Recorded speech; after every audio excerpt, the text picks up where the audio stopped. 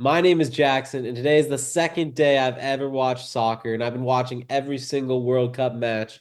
I am joined by my good friend Sourish, the Doctor Day, and we're going to be breaking down every World Cup match from today. Sourish, how are you doing? I'm doing great.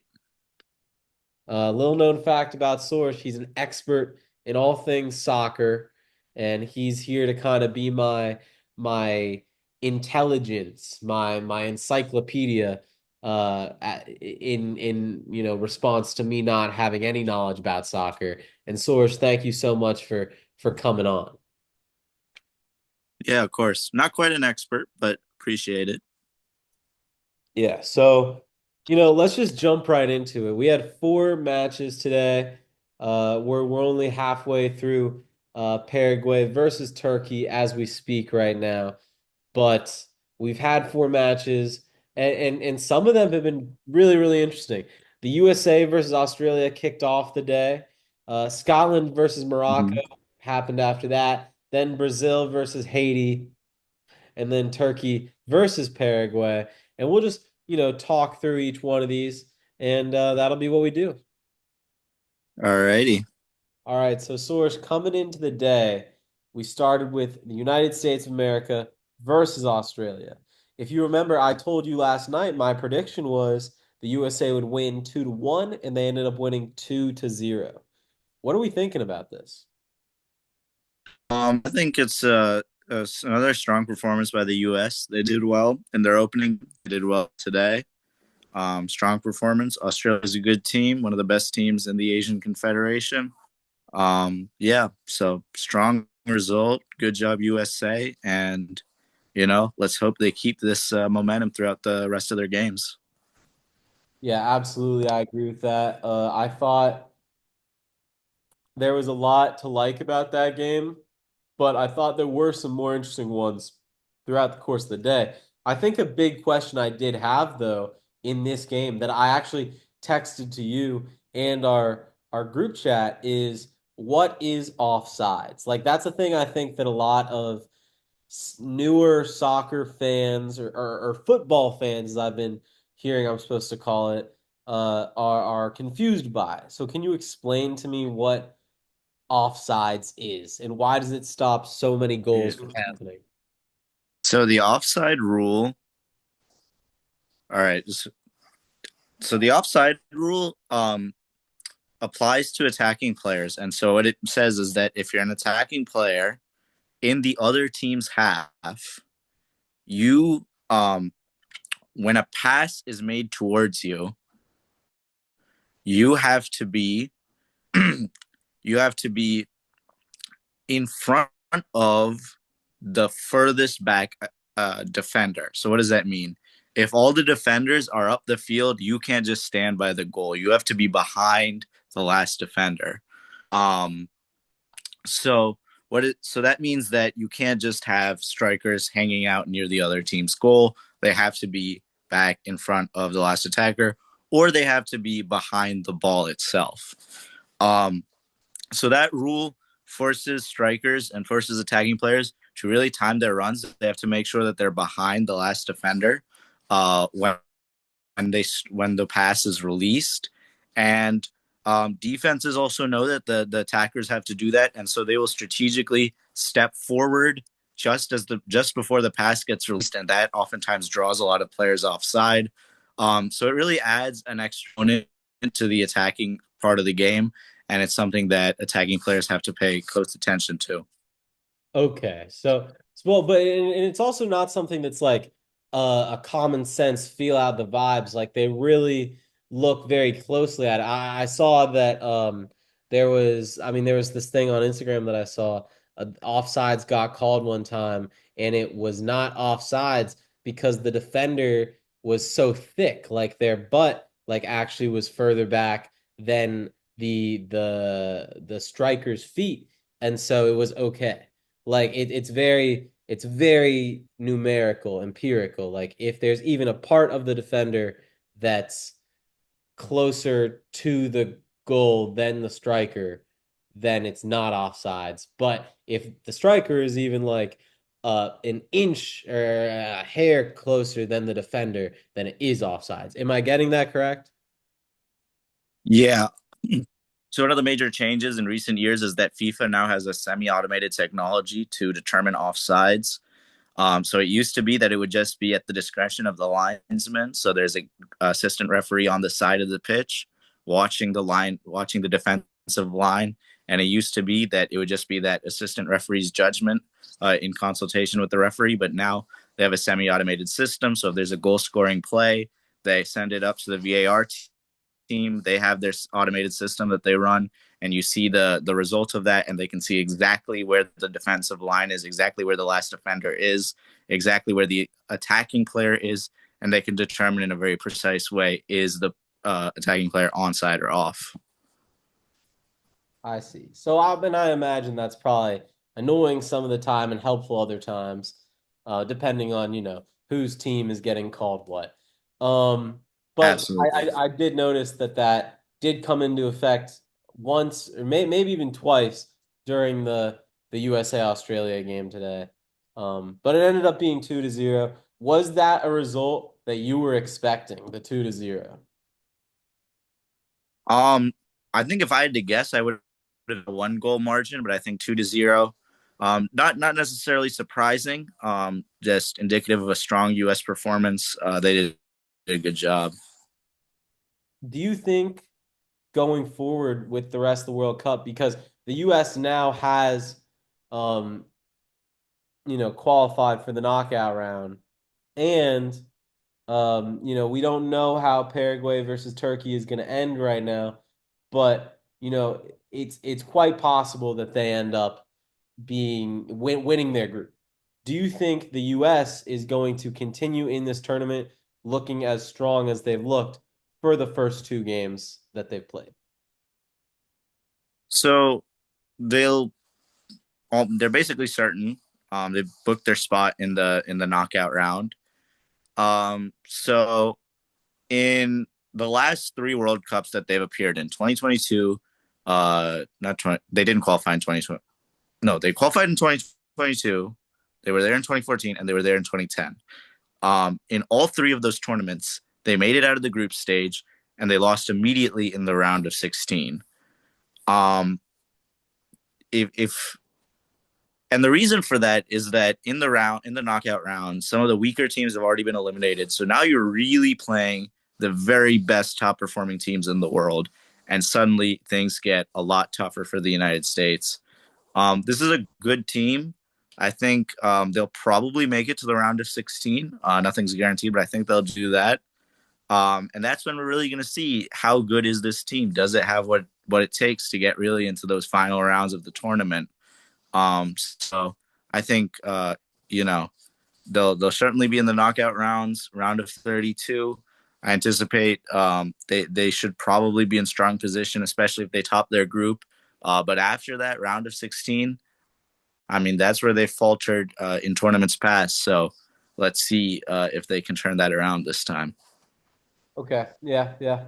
That is definitely the fear I've been hearing is just that the competition gets stronger the further you go, which, of course is the case in any sort of tournament. But what I'll say is that just as in any other tournament where it's just a one game knockout, any it can be anybody's game on any day. Like you could have an upset at any time. But it's more a matter of how many upsets can you string together, you know. Yeah. So moving on Absolutely. to unless do you have anything else you want to say about this one? No, I think we covered it. Okay, great. Moving on to Scotland versus Morocco. I was bold. I didn't really know what I was talking about. I said Scotland was going to beat Morocco 3-1. That was that was a misjudgment on my part. I did get Morocco's score correct of them getting one single goal, but unfortunately, Scotland got zero goals. What did you think about this game? So let's see, was that? I believe that's the one game today I didn't watch. But what I will say, going into it, what my thought process was, Morocco in 2022 put up at least for me, what I thought was a very surprisingly strong performance. They became the first African team in the World Cup history to go to the semifinals.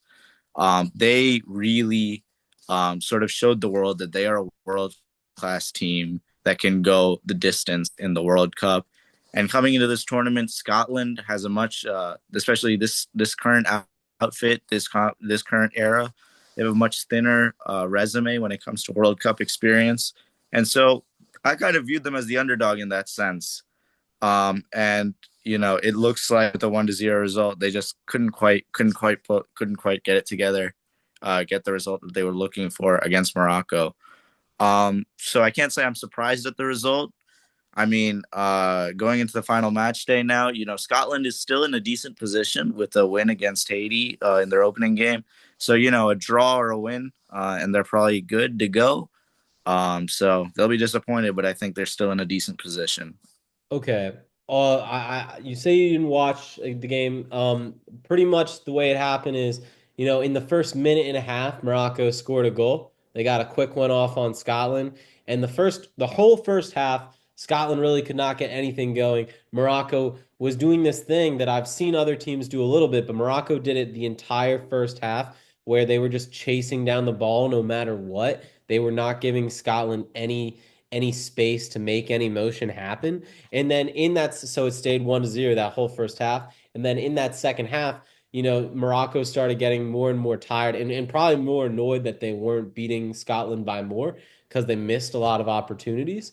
And Scotland, did their best to fend off Morocco. And towards those last 20 Yeah. minutes of the game, they had a bunch of opportunities, but they just could never seal the deal. So, I mean, in my opinion, of course, it is a loss for Scotland. It kind of felt like a minor win of sorts in that they were able to hold off the beast that was the first 60, 70 minutes of Morocco, which just seemed like really indomitable out there today. Yeah. Yeah, that's key that yeah, keeping the ball out of the net like that with sustained pressure for a long period of time, that's tough. Yeah, 1-0, that's a close result. So, Yeah. Um, yeah. And now moving on, Source, we had Haiti versus Brazil. And my prediction going into this, again, not knowing anything, I didn't know about Brazil's kind of history with the World Cup, was that it would be a 2-2 tie. And and I feel ridiculous now post game because it was 3-0 at the end of that game, and Haiti kind of just like rolled over and died. I mean, what do you think about that? Yeah, it's a tough matchup for Haiti. Brazil has been good for so long, since the 1950s. They've been one of the best teams in the world. Um, so for Haiti's team, relatively new to the World Cup, to be facing a team like Brazil, that's really tough. First half, it kind of really went as Brazil was really playing like they were one of the best teams in the world, and Haiti was just not able to hold them back and conceded three. I will say that in the second half, I think Haiti really did put in a strong effort. I think Brazil was not pressing as hard because they already had their 3-0 cushion.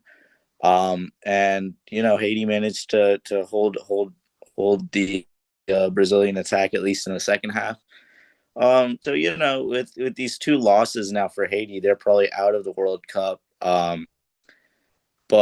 in the second half, I think they did a good job, and it's tough being a new team to the tournament and playing one of the best teams in the world. 3-0 is certainly a clear result, clear margin, but it can always be much worse. So think Haiti. I think they should be happy with not be happy. There's they put in a strong effort. Yeah, I mean, I think really when you look at it, there was just like a 15 to 20 minute window of Haiti, being defensively compromised. in the second half of that first half. Uh, and I mean, can I just call that quarters? There aren't quarters in soccer, but um, like basically what is effectively the second quarter, that was the only time that Brazil scored those goals on Haiti, and it did end up being 3-0.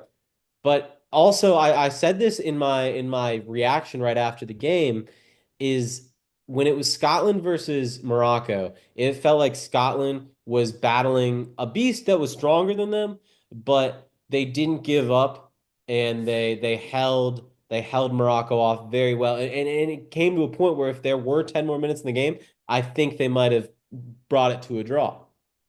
Whereas Haiti in this 0-3 moment, I never felt like they were battling back. I felt like all hope was lost the whole time. And so I have two questions. Number one, did you feel that same way? And number two, is that something that happens a lot in the World Cup? So a 3 goal margin is tough. 2 goals is also tough, but you'll see teams pull back from 2 goals down. But 3 goals is a lot. And for Haiti, they're already significant underdogs. So once the third goal went in, the realistic odds of Haiti being able to pull back went basically to zero. So by that point, it was pretty clear Brazil was winning this game. Um, at the same time, though, this is I think it's one of those matches now, especially with the expanded tournament, where you have a clear mismatch. You've had a few examples of that, where you have one of the best teams in the world playing like a total newcomer to the World Cup, and it's interesting to see the variety of results. So Germany destroyed Curacao, but then Cape Verde managed to tie against Spain, and now we see how Haiti managed against Brazil, where it's 3-0. I mean, not a close game, but you know certainly, at least in the second half, Haiti showed a strong performance. So, I think that's one of the interesting things now with the World Cup is you get this sort of very wide range of teams, and when you put two teams that are really on different levels in terms of their record and their performance in international football, I think that it's there's a huge range in terms of what can happen. Yeah, for sure. Do you think that Scotland Morocco was a bigger skill difference or experience difference than Haiti versus Brazil, or do you think Haiti and Brazil was bigger? So I think Haiti and Brazil was probably a lot bigger because Scotland is, Scotland has it's not a very strong program, but it's at least in the European tournaments they've had somewhat decent performances. They have some experience in this kind of in this kind of environment. And Morocco is a very strong team. They made it to the semifinals last time, but it's kind of they're new to that. It's not like Brazil where it's they've been dominant since the 50s. So I think that was a much more evenly matched game. But then again, having that kind of mismatch is always interesting because when the underdog team does manage to put up a strong performance, it really gets interesting. So yeah, but I think that Haiti and Brazil was certainly the stronger mismatch there. I see. I see. So Turkey versus Paraguay has not finished, so I'm not gonna make us break it down. But as if the game hadn't started yet, just give me your prediction. Who's gonna win? Yeah. Well, those are two teams I'm not really familiar with. They're both pretty new to this World Cup scene, at least in the tournaments that I've watched. Um, so with that, I can't really pick a clear favorite, so I'll just guess a 1-1 draw will be my best guess at that. All right, well, I'll be eccentric and I'll say that Turkey's actually gonna win 2-0. That's my pick. All right, let's see what happens. Yeah. All right. Well, this has been a great breakdown, Sourish. It's always a pleasure doing this with you. So we'll talk again tomorrow to go through our predictions for my third day of watching soccer ever, and the third day of match week 2 in the World Cup. All right, sounds good. All right. See you later. Bye bye.